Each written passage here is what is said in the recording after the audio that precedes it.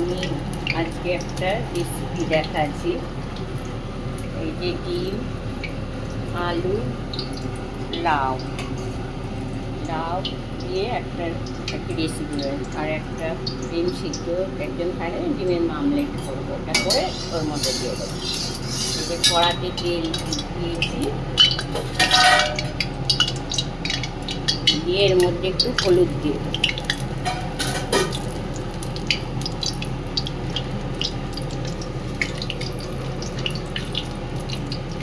হলুদ দিয়ে যে ডিমগুলো আগে ভেজে নেবো।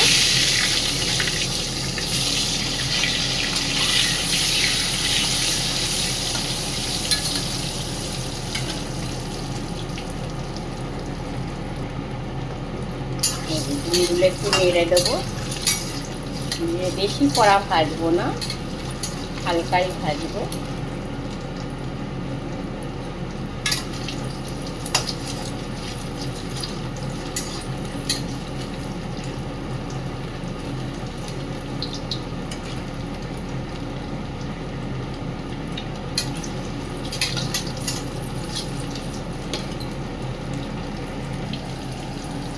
ডিম ভাজা হয়ে গেছে, এবার আলুগুলো ভেজে নেব।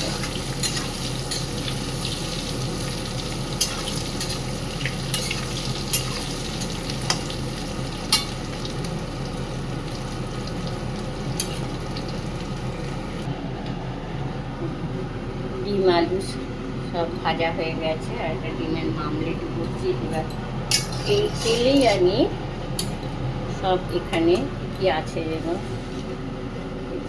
পেঁয়াজ, শুকনো লঙ্কা, আর গোটা এলাচ, একটা লবঙ্গ, একটু দারচিনিটা দিয়ে দেবো। তারপরে আমি কয়েকটা দানা লাউ দিয়ে করবো, একটু সামান্য চিনি দিয়ে দেবো। তারপরে পেঁয়াজ তেজপাতা দিয়ে দেবো।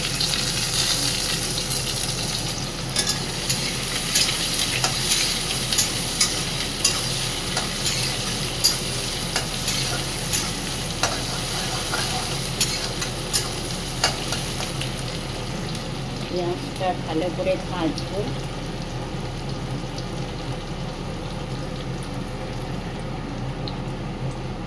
পেঁয়াজের সঙ্গে একটু নুন দিয়ে দেবো, কেন পেঁয়াজটা ভাজার সময় নুন দিলে পেঁয়াজটা নরম হয়। পেঁয়াজটা একটু বাদামি কালার হয়ে গেলে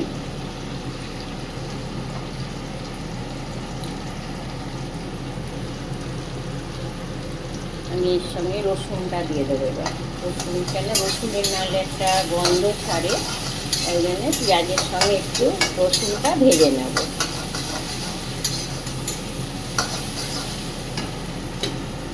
রসুন ভাজা হয়ে গেলে আমি কাঁচা লঙ্কা যে পেস্টটা করেছি, এই যে এখানে আছে কাঁচা লঙ্কা, আদা বাটা, জিরে গুঁড়ো, ধনে গুঁড়ো, হলুদ আর কাশ্মীর লঙ্কা গুঁড়ো।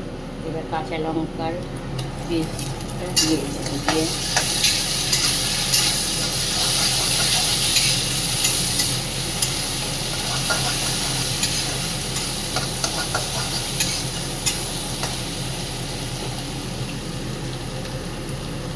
দিয়ে হলুদটা দিয়ে দেবো।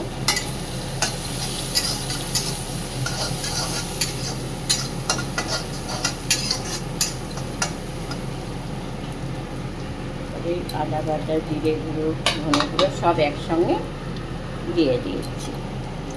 তারপর একটুখানি ভালো করে একটু কষাবো।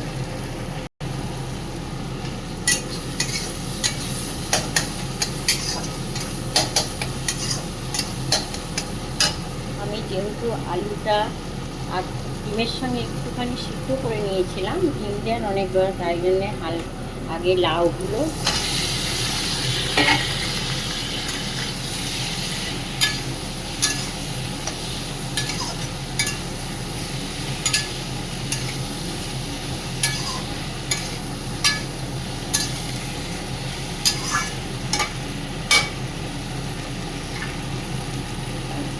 একটু নুন দেবো।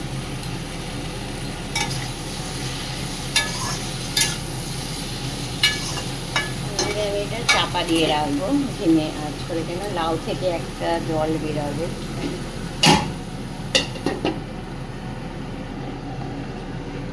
হ্যাঁ, একবার খুলে দেখায় লাউ থেকে কতটা জল বেরিয়েছে।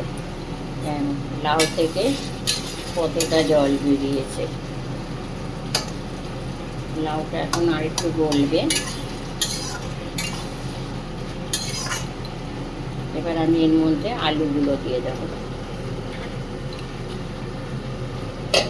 যেহেতু আমি লাউ দিয়ে করছি ওই জন্য বেশি আলু দিইনি। আর এই রান্নাটা আমার ননদের বাড়ি খেয়েছিলাম লাউ দিয়ে ডিম, খুব সুন্দর হয়েছিল। ওই জন্য আজকে ভাবলাম আমি এই রান্নাটা আপনাদের সঙ্গে শেয়ার করি, তাই জন্য ওই রান্নাটা একটু শেয়ার করছি। এটা আর একটু চাপা দিয়ে রাখে। আমি এবার চাপাটা খুলে দিয়ে দেবো। দেখুন এবার তেল ছেড়েছে চারিদিক দিয়ে। এটাকে আমি একটু নাড়াচাড়া করবো করে দেখতে। এই যে লাউটাও গলে এসছে, আলুটাও রয়েছে। এবার সামান্য একটু জল দেবো, গরম জলই দেবো আমি।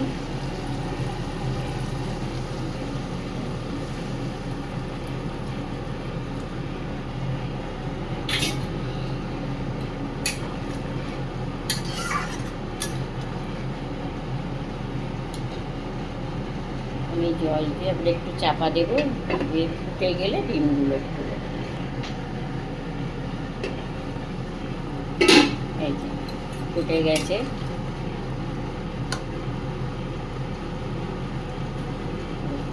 আলু ডিম সব গলে, আলু আর লাউ গলে গেছে। এবার আমি ডিম দিয়ে দেবো, ভাজা ডিমটাও দিয়ে দেবো, দিয়ে একটু ফুটাবো। না ফুটালে ডিমের যে ওর মধ্যে তেল মশলাও ঢুকবে আর ঝোলটাও একটা ডিমের যে স্বাদ সেটাও লাগবে। এবার আপনারা খেয়ে দেখবেন যে এরকম রান্না করে লাউ দিয়ে ডিমের ঝোল। যদি ভালো লাগে তাহলে লাইক কমেন্ট শেয়ার করবেন, আর কমেন্টে লিখে বলবেন কেমন লাগছে।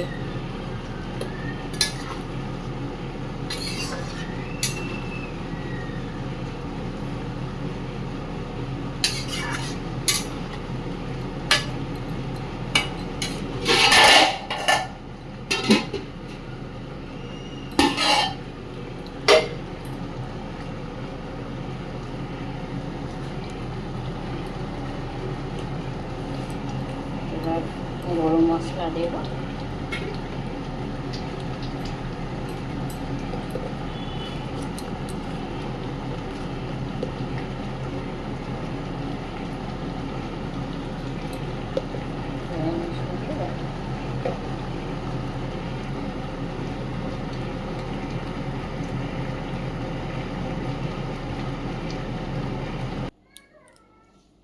এই যে লাউ ডিম দিয়ে আমার ঝোল হয়ে গেছে। হ্যাঁ, একদম পাতলা ঝোলও করিনি একটু। আর